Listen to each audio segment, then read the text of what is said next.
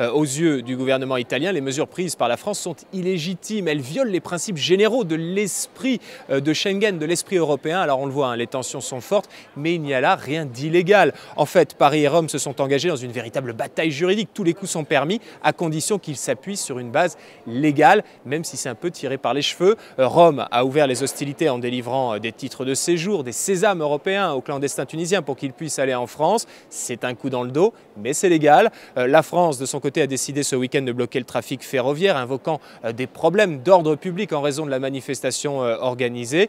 Ça aurait été illégal si ça avait été une fermeture de la frontière, ce qui n'est plus possible dans l'espace Schengen, sauf en cas de menace sérieuse. La France procède en revanche à des contrôles de police renforcés.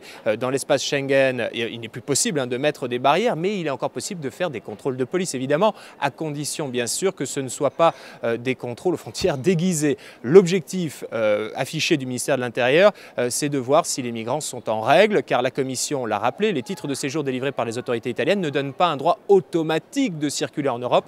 Les migrants doivent aussi posséder un passeport et des ressources suffisantes, ou sinon ils peuvent être reconduits.